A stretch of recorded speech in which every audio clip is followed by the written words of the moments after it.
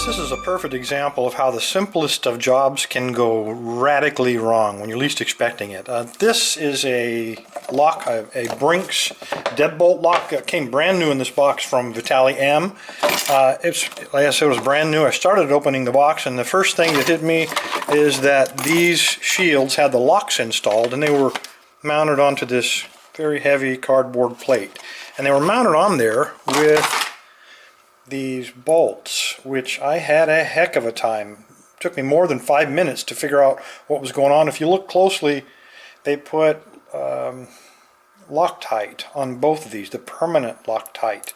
So I had a heck of a time torquing these screws out of there and basically destroying the cardboard. So once I got that done, I thought, well, you know, everything else has gone wrong. Let me just go ahead and take one of these, and the lock was not secured in the first one, so I just wanted to try and make sure that the key worked. So I stuck it in there and I turned it just a bit, as you see here, and it totally seized up. I have no idea what's going on here, guys, but I'm not going to take the other key and stick it in the other lock. What I thought we would do, I've already removed this core just to make it easier to gut it, assuming we can pick it. I have not picked either of these yet. First, the key got in the way on the first one, but let's see if we can pick this, open it up, and then maybe we'll be able to figure out what caused this one to seize up. Just what a nightmare. One wrong thing, one bad occurrence after another. Alright, I am going to get this junk out of the way here, get arranged.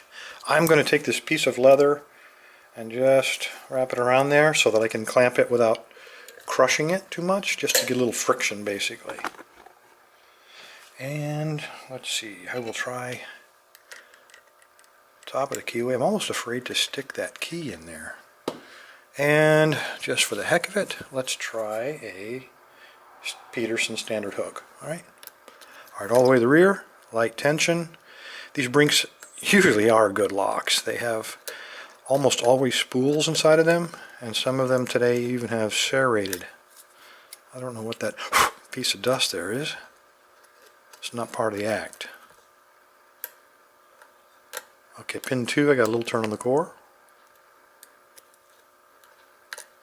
Pin 3, I get the core turn some more, but I'm getting no feedback.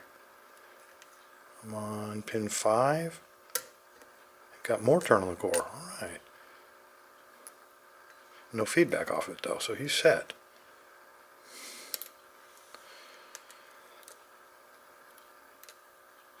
Okay, I'm on 3. I am getting some feedback on 3.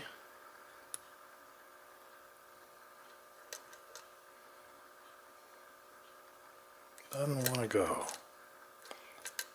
Check everybody else first. Alright, 3's probably got a spool in him. Okay, I think we got him set.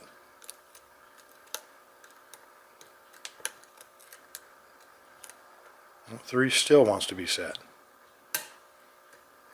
Okay, got him. Okay, that was 4.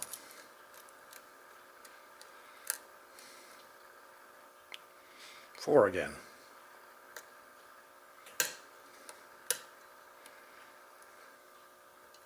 On 5. And there we go. Alright, let's go ahead and open this up. We got at least 2 spools in this thing, and let's try to do some forensics. We do have a key, but I do not want to jam it in there just yet because I don't want it to seize up like that one. Let's try to pick it as is and not screw up the pick on it. Okay, I have a board handy. And I have a special tool from Jeff Moss, if I can just figure out which end is the right end. And look at that, first guess. Okay, I'm going to put my finger on the other end to keep it from turning.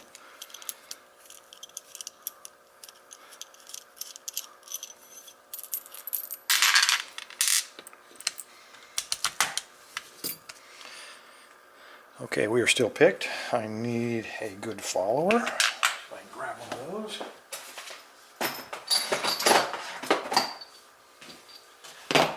Everything you need is always on the other end of the bench. Okay, so let's just try it like so.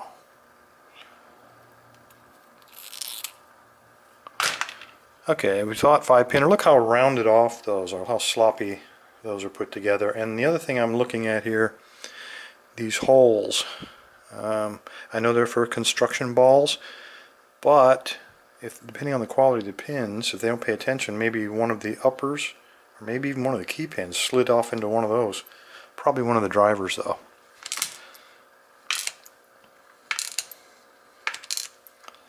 Okay, we got all standard pins, other than that chamfering on those holes, which would make picking quite a bit easier.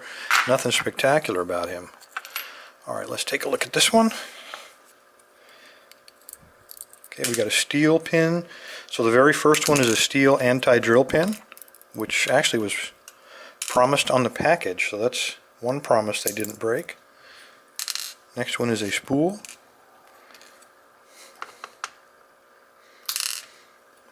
A standard. Another spool. And the last one is a standard, so nothing too spectacular here. I have yet to figure out how to demagnetize these, and I've tried all of your ideas, fellas. Here's what we're looking at. It's nothing. I can't imagine. I'm looking at the low quality key pins. Now you'll notice, let me see if I can get a long one up here so you can see both ends. It looks to me like both ends are identical on these. It doesn't matter if you put them in. Normally a key pin is shaped a little better on one end than the other, and these appear to be identical on both ends. So the only thing I can figure is maybe on this other lock that's seized up, maybe one of the spools, I would bet one of the spools, these don't look to be manufactured to very high quality standards. Maybe one is a little bit narrow on the end, and so when we turn the core, the spring pressure pushed that narrow bottomed spool down into one of these holes here that are designed for construction balls if you have a construction lock. So that would be probably a design defect, would be my guess, or lack of quality control. I'm going to pop this baby apart. I'm going to repin these, both of them, with some, I'm probably going to put some ASAs in there just to make it, I mean, I know it's never going to be a super challenge lock, but it'll be a lot better than what it was. We won't be raking this thing open and getting in as quickly as I did. Anyway, first guy that PMs gets one of the locks. Actually, the first two guys at PM get the locks. Thanks for your time. Stay safe. Gentlemen, stay legal.